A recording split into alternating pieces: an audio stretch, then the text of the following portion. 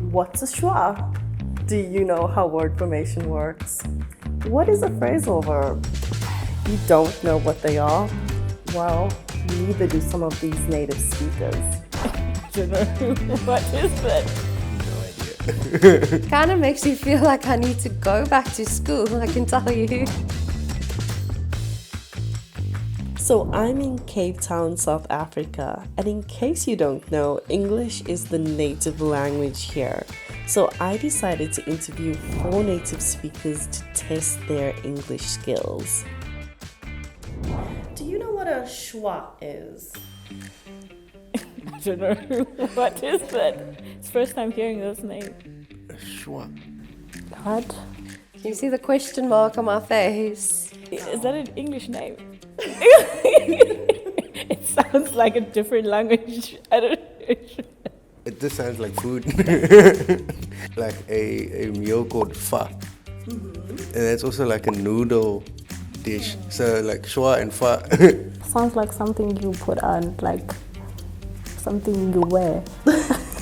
Well, the schwa or sound is the most common vowel sound in the English language and is a very important part of speaking English naturally and fluently.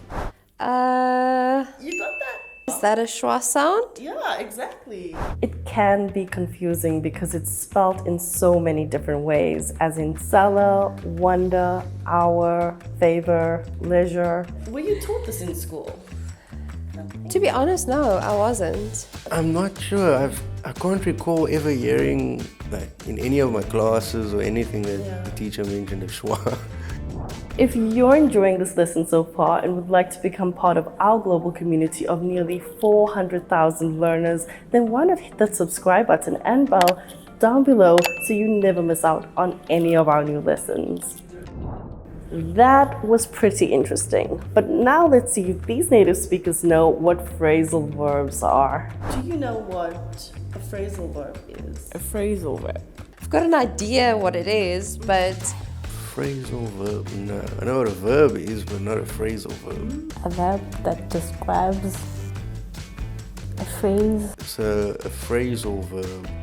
So maybe it's like something to do with the type of phrase and what happens within that phrase. could be something like clean up or get up. So, phrasal verbs are phrases that indicate actions. They are generally used in spoken English and informal texts. A phrasal verb combines a normal verb with an adverb or preposition to create an entirely new verbal phrase. Chrissy, wake up! For example, the phrasal verb pick up means to grab or lift, which is entirely different to the definition of pick or up alone. Oh, I thought I'd take a break from the interviews to share something really exciting with you. So although native speakers learn the language organically through daily interaction with the language, most non-native speakers don't have this opportunity. That's why we here at Real Life English have come up with a solution that will allow you to practice your English anytime, anywhere at the press of a button. And the best part is, it's absolutely free. You might be wondering, where is this? Well, our Real Life English app. With our app, you can instantly connect with other English learners from around the world. You can have fascinating conversations about your life, your passions, absolutely anything. This will take you from feeling like a lost and insecure English learner to being a confident and natural English speaker. So what are you waiting for? Download it now for free by clicking up here or down in the description below, or simply search for Real Life English in your favorite app store. I definitely didn't expect those answers. Now let's see who knows what word formation is and how to use it. I'm gonna take a wild guess. Word formation, isn't that like when you combine words? You know, where either a sentence or a phrase is maybe structured. I think it's those words that are like maybe sometimes you form a word using two words or something. Something to do with prefix and suffix. So word formation basically refers to word families or adding a prefix at the beginning of a word or suffix at the end of a word to create a new word. I thought about prefixes, but I was like, maybe that's not what word formation is. So for example, you could take a word like color and add the prefix multi to create multicolor, which means many colors. For example, she's wearing a multicolored dress. Or you could take a word like cash and add the suffix less and create a new word, cashless, which means without cash. For example, after he went to the casino, he was cashless. If I say I could and I couldn't.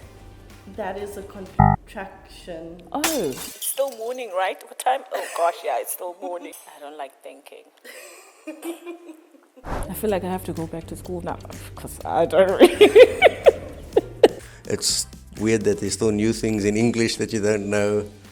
I literally feel like I need to go study up my English again.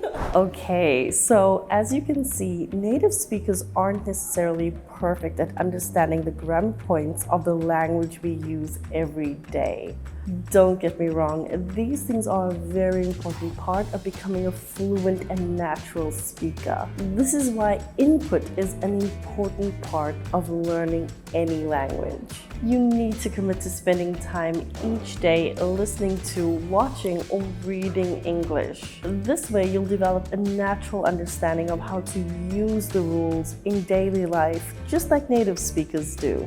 So forget about waiting until you've learned all of the rules in your grammar book. Forget about waiting until you pass that English exam. Start speaking now. If you'd like to learn more about the topics we spoke about in today's lesson, I'll add the links in the description for you to check out later. I hope you enjoyed today's lesson as much as I did, and if you'd like to continue your learning with us, then why not check out this one next? Today, I'm going to teach you some important vocabulary around the home, as well as some interesting idiomatic expressions related to objects in the home. For example, do you know the difference between a photograph and a portrait?